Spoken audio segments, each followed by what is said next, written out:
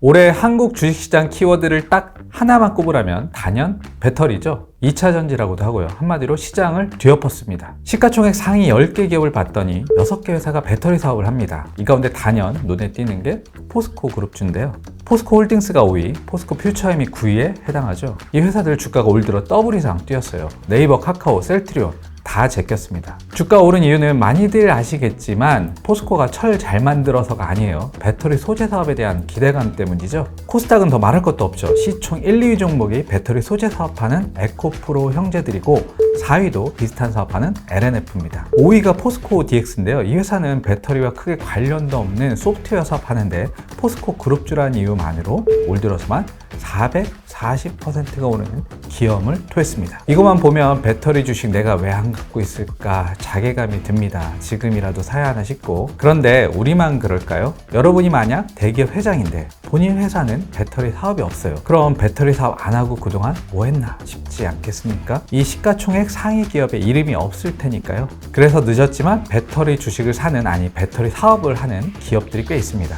제2의 포스코, 에코프로가 되겠다는 것이죠. 물론 이 가운데 상당수는 10년, 20년 뒤에 쉽지 않을 수 있어요. 마라톤 경주에서 5분 늦게 출발해서 1등 하는 게 불가능한 건 아닌데 여간해서는 어렵죠. 그런데 이 회사라면 할 수 있지 않을까 하는 생각이 듭니다. 이번 주제는 비철금속 최강자 고려아연입니다.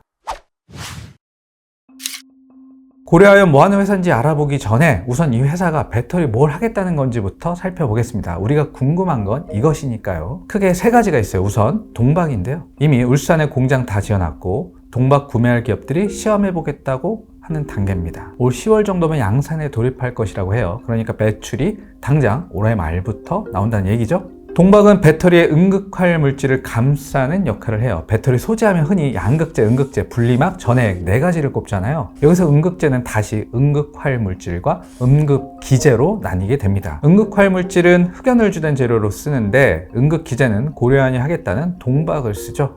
동박은 그럼 어떻게 만들까? 동이 구리잖아요. 구리를 정말 얇고 넓게 펴서 만들어요. 집에서 쓰는 쿠킹홀 떠올리면 이해가 편합니다. 물론 쿠킹홀보다 훨씬 얇고 넓습니다. 동박 시장은 전기차 배터리 시장 커지면서 같이 크는데요. 당연하겠죠.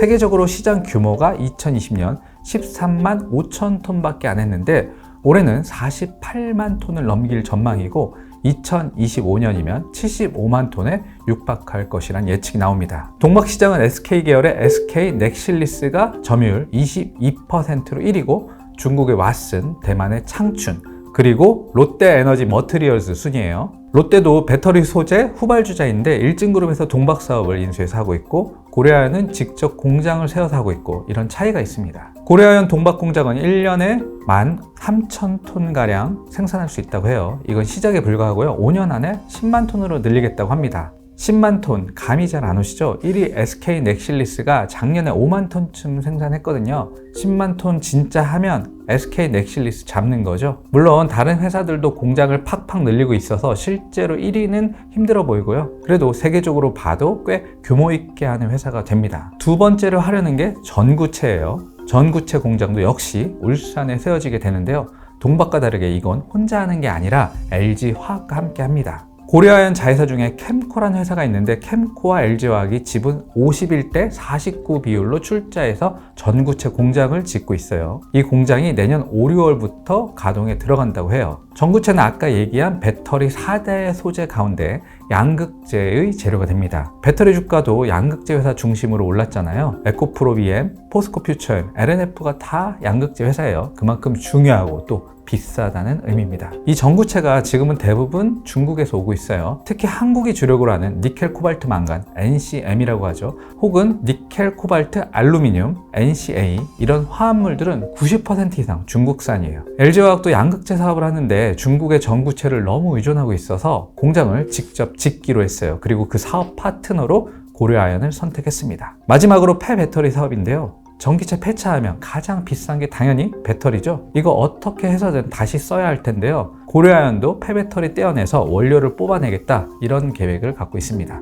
이 사업 하기 위해서 미국의 폐 스마트폰 PC 수거업체 이그니오 홀딩스를 작년에 인수했어요. 고려아연은 이그니오를 통해서 미국에서 전기차 폐 배터리까지 확보하려는 계획을 갖고 있어요. 이렇게 들으면 뭐 계획은 그럴듯하네. 그런데 고려아연이 이 사업들 정말 잘할 수 있겠냐 하는 의문이 당연히 듭니다. 포스코, 에코프로 같은 쟁쟁한 회사들이 이미 버티고 있고 또 중국 회사들 실력도 만만치 않거든요. 그런데 고려아연의 기존 사업을 보면 해볼만 하겠다는 생각이 절로 들기도 해요. 고려아연 사업을 한번 볼까요? 회사 이름처럼 아연을 주된 사업으로 합니다. 아연은 철이 녹슬지 말라고 표면에 도금할 때 주로 쓰는데요. 건설용으로 쓰이는 철강 제품 아니면 자동차 껍데기 같은 거 만들 때 아연을 많이 씁니다. 고려아연은 아연 시장 글로벌 1등 회사죠. 철 분야에 포스코가 있다면 철 이외의 비철금속 분야에선 고려아연이 있다고 할 정도예요. 실적을 보면 생각보다 어마어마합니다. 작년에 매출 약 11조 원, 영업이익 9천억 원을 넘겼어요. 여러분이 그렇게 좋아하시는 에코프로가 작년에 매출 얼마 했나 봤더니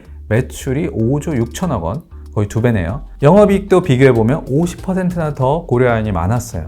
물론 고려아연의 에코프로처럼 매년 2~3배씩 매출이 늘고 이익도 팍팍 늘고 그러진 않습니다. 그냥 작년만 딱 놓고 봤을 때 에코프로보다 큰 회사다, 이 정도만 참고해 주시면 될 것 같고요. 그리고 이 회사 대단한 게 1974년 설립됐으니까 꼭 50년이 됐거든요. 근데 정말 아연 재련 분야에서 한 길만 걸었어요. 그렇게 하면서도 착실하게 매출 이익을 꾸준하게 늘린 게 인상적이네요. 근데 이런 범생이 같은 회사가 배터리 좀 뜬다고 트렌디하게 배터리 하냐? 혹시 늦바람 들었나? 그런 건 아니고요. 이 회사가 하는 사업이 배터리 소재와 엄청나게 가깝습니다. 아연을 어떻게 만드냐 하면요, 아연이 잔뜩 들어가 있는 돌덩이를 잘게 부숴서 가루로 만드는 것을 전광이라고 하는데요, 이 전광을 재련해서 최종적으로 금괴같이 생긴 아연괴로 만들어서 팔아요. 그런데 이 가루에 아연만 있냐? 다른 물질도 잔뜩 함유되어 있습니다. 예를 들면 연, 납이라고 하죠. 납축전지에 들어가는 그 납이요, 납도 많이 나오고 또 금, 은, 동도 잔뜩 섞여 있습니다. 잠깐 동도 나온다고 했어요. 아까 배터리 사업 첫 번째가 뭐였나요? 동박이라고 했잖아요. 동박의 재료를 고려아연은 이미 만들고 있었던 겁니다. 그럼 다른 동박 회사들이 이 동을 사서 동박을 만들 때 고려아연은 그냥 있는 거 쓰면 되는 거죠. 우선 한번 먹고 들어가는 거예요. 근데 동박을 만드는 과정도 아연 재련할 때와 비슷하다고 해요. 동박은 구리를 황산에 녹여서 전기분해한 뒤에 회전하는 티타늄 드럼 표면에 얇게 코팅하는 과정을 거치는데요. 이 과정이 아연 재련 공정과 유사합니다. 아연 용액을 전기 분해하면 알루미늄 음극판에 아연이 쭉 달라붙게 되는데 이 원리를 동박에 적용할 수 있다는 얘기입니다. 동박은 그렇고 양극재 원료인 전구체는 어떨까요? 아까 LG화학과 양극재 전 단계인 전구체 공장을 짓기로 했다고 했는데요. 이 전구체에 들어가는 것 중 하나가 황산 니켈입니다. 니켈, 코발트, 망간 할 때 그 니켈이에요. 그리고 이 황산 니켈을 LG화학과 합작사를 세운 고려아연 자회사 캠코가 생산하고 있어요. 캠코는 국내 유일의 황산 니켈 생산 기업인데 연간 생산 규모가 4만 톤쯤 된다고 합니다. 여기 설비를 더 늘려서 10만 톤까지 확장하는 계획을 갖고 있어요. 그러니까 고려아연은 원래 생산했던 황산 니켈의 판로를 전구체 사업으로 확보하게 된 측면도 있어요. 황산 니켈은 배터리 소재 사업을 일찍부터 시작한 포스코조차 이제서야 공장을 짓고 있을 만큼 고려아연이 일찍부터 이 분야에서 치고 나가고 있습니다. 마지막으로 폐 배터리 사업도 연관성이 크죠. 아까 고려아연이 인수했다는 미국 회사 이그니오는 폐 스마트폰 회수는 잘 하지만 그 부품들을 녹여서 금은동 같은 금속을 뽑아내는 노하우는 갖고 있지 못해요. 반면에 고려아연은 이 분야에선 세계 최고 수준의 기술이 있다고 했잖아요. 고려아연이 걱정하는 것은 폐 배터리를 충분히 확보하지 못하는 것이지 뽑아내는 건 전혀 걱정하지 않습니다. 배터리만 있으면 얼마든지 비철금속 분야 메탈을 확보하는 게 가능합니다. 하나가 또 있네요. 이 모든 걸 한국과 미국에 산다는 것. 공장이 한국과 미국에 있으면 엄청 좋은 게 있죠. 바로 미국의 인플레이션 감축법 IRA 세액공제 혜택을 받게 됩니다. 전기차 한 대당 세액공제액이 7,500달러, 우리 돈으로 1,000만 원쯤 해요. 동박, 전구체 같은 것은 이 법에 따르면 광물로 들어가는데요. 미국이나 한국에서 일정 규모 이상 생산 시설을 갖고 있어야 7,500달러를 받을 수 있습니다. 현대차, 기아, 테슬라, GM, 포드 경쟁이 엄청 치열한데 이 보조금 적용 안 되면 7,500달러 날아가는 셈이니까 당연히 한국, 미국 공장에서 생산한 배터리 소재를 써야 합니다. 이렇게 보면 고려아연이 배터리 사업을 하는 게 정말 맞는 것 같은데 문제가 하나 있어요. 요즘 본업이 엄청 안 좋다는 거죠. 고려아연 매출에서 가장 큰 비중을 차지하는 게 아연과 연인데요. 절반도 넘어요. 이 사업이 거의 최악이에요, 지금. 특히 아연이 안 좋죠. 아연 팔아 돈 많이 남기려면 우선 국제 아연 시세가 높아야 하는데요. 근데 아연 가격이 엄청나게 떨어지고 있습니다. 기준이 되는 런던 금속거래소 LME에서 아연 가격이 톤당 한때 4,500달러 넘었는데 지금은 거의 반토막 나서 2,500달러밖에 안 합니다. 아연을 중국에서 가장 많이 사가는데 중국 경제가 생각보다 안 좋아서 아연 가격에 힘을 못 받고 있어요. 이 탓에 고려아연의 실적은 영업이익 기준 2021년 정점을 찍고 계속 내려가고 있습니다. 올해는 6월까지 누적으로 영업이익이 3,100억 원밖에 안 하는데요. 이게 작년 같은 기간에 비해서 43% 급감한 겁니다. 그나마도 금, 은 같은 부산물 가격이 좋았어서 선방을 한 편이고요. 주력인 아연, 연은 당분간은 쉽지 않다.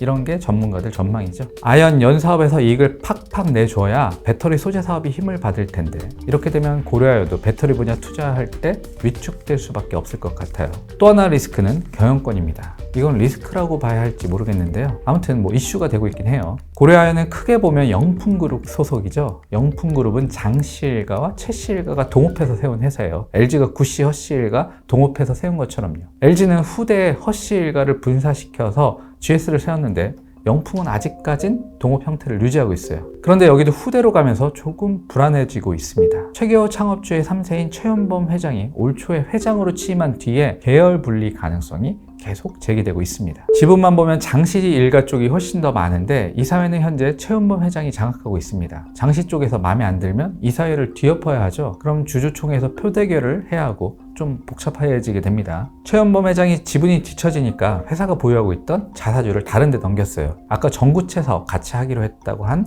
LG화학, 니켈 사업을 함께 추진 중인 트라피구라, 그리고 수소 에너지 분야에서 협력하기로 한 하나같은 회사입니다. 최연범 회장 입장에선 자신을 지지해줄 백기사를 확보하고 자사주 팔아서 회사에 돈 들어오니까 투자금도 확보하고 피를 섞어서 사업 파트너십도 공고히 하고 일석삼조의 효과를 노린 것 같아요. 물론 이해관계가 잘 맞아떨어지려면 고려아연이 배터리 사업을 제대로 안착시켜서 백기사들 주가도 올려주고 자신의 경영 능력을 입증하는 계기로도 삼아야 할 겁니다. 고려아연처럼 오래됐고 지배구조도 복잡하고 사업이 소비재가 아닌 B2B 사업인 회사들은 대체로 굉장히 보수적인데요. 고려아연은 이유는 어찌 됐든 간에 대단히 과감하게 배터리 사업에 투자해서 변화를 꾀하고 있습니다. 그래서 그런지 비철금속 회사들 주가가 요즘 그렇게까지 좋진 않았는데 고려아연은 실적이 꺾이는 것 감안하면 꽤 선방하고 있고요. 물론 배터리 사업이 점점 가시화될수록 주가나 실적에는 훨씬 더 긍정적인 영향을 줄 것 같습니다. 고려아연이 부디 제2의 포스코가 되어서 한국 배터리 산업의 중추적인 역할을 맡길 기원합니다. 아연 외길 50년 갔던 고려아연, 배터리로 새로운 50년 쓸지